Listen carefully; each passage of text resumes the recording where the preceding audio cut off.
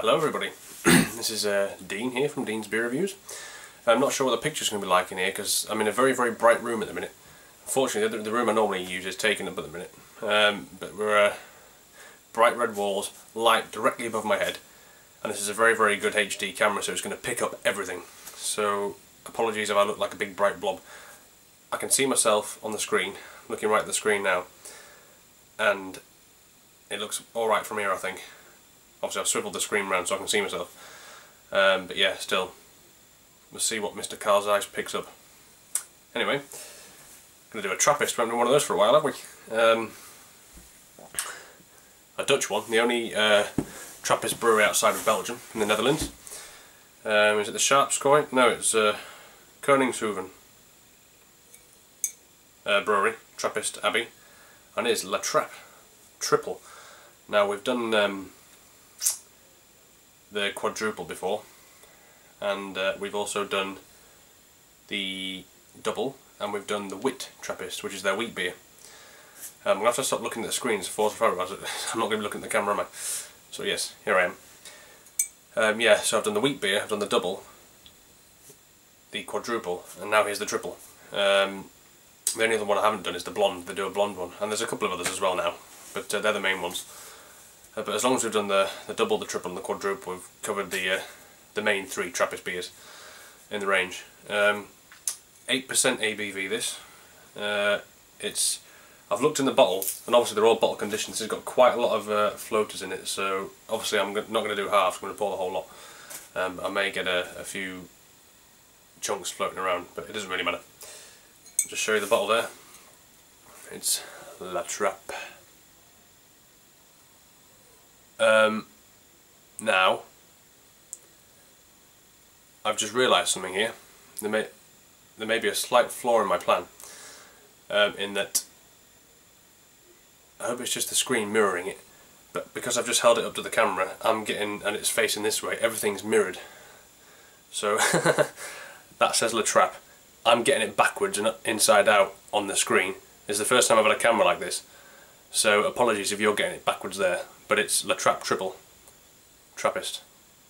Just give that a few moments to focus back. There we go. And one thing you want to look for, just to ensure that it's a genuine Trappist product if you're unsure of the brands, is there's a little symbol. Sometimes it's big, sometimes it's really tiny. On this bottle it's really tiny. There's a little 1, 2, 3, 4, 5, 6. Is that hex? 6 is hexagonal, isn't it? Yeah, hexagonal stamp, brown stamp that says, well, it doesn't have to necessarily be brown I don't think, but it says authentic Trappist product on it. Now hopefully, with my other camera I had no chance, but hopefully with this one I can hold this right up to the camera and be able to see it. There we are, look, wait for it to focus. That's what we're looking at here, this little hexagonal thing there. It's coming, there you go. Authentic Trappist product. Look for that all the time. Anyway, I'm moving this bottle around far too much. Going to disturb all the bits. So without any further ado, let's get in there. Now they always have, the La Trappe beers always have the first letter of whichever beer it is on the bottle cap. So it is a triple, so it's a T. In a very nice La Trappe style. It's orange there. It's a nice big curly T. And of course I'm using, I haven't got a La Trappe goblet, but I've got a Chimay one. I've got a few others as well, but I thought I'd use the Chimay one. It's probably my favourite one. There you go, Chimay. Do excuse me. Oh man. We've just painted the house, and the smell of the gloss, I think it makes my nose itch. Right, anyway. Nice and cool this. It's probably about 8-9 degrees, something like that. Let's get the whole lot in. The whole shebang. Be a bit careful though, because there's going to be a head on this guaranteed if I'm not careful. I mean a big one. Yeah, so we'll just have to smell it as we go down. There we go. Hopefully I've left most of the bits in the bottom there. Oh, I can't really see any flows. It's a bit cloudy, but a Trappist should be. Proper Trappist should not be crystal clear. Oh, I can smell that from here. Wow, orangey, zesty, honey-ish. Hold it up to the light. Yeah, it's a nice cloudyish golden with streams of bubbles right in the middle there. And if I hold that up, you can see it's like champagne bubbles, but it's like a big stream in the middle. So it's all natural carbonation, which shouldn't feel too fizzy on the tongue. You can see it's about a finger's worth of head. It's a slightly off-white, fairly tight, creamy looking head.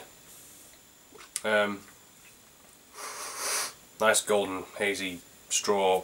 It's almost ruby hued as well, it's quite dark. I mean, you get some triples that are really light, like the West Mallow one for example. This is quite dark. Chimay is light on this as well. But that smells really nice.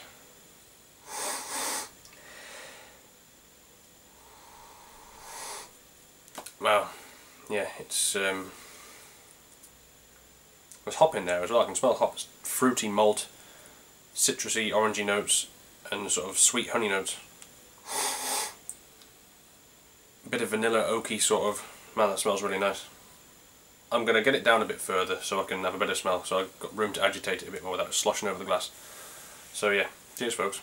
Or Proost, as they will say in the Netherlands.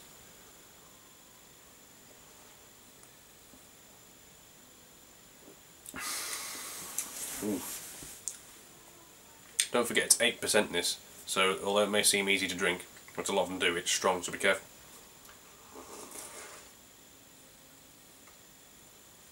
Getting a bit of that head just makes it taste really creamy. Carbonation to start with, that soon dissipates. It doesn't fizz on your tongue for too long. It gives way to a smooth. That's predominantly hoppy. That it's really chewy and spicy on the hops.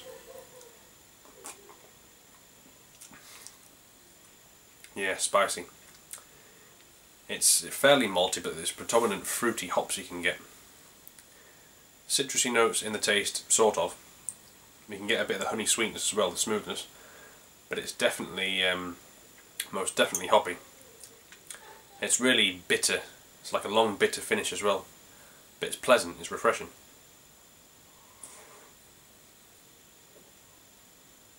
A little bit floral as well.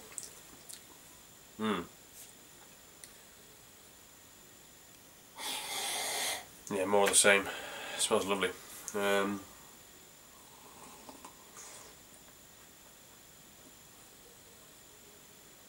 that last swig just cleanses your palate, ready for another one. It's fairly astringent as well. You can feel your tongue starting to dry. That's the hops making it astringent.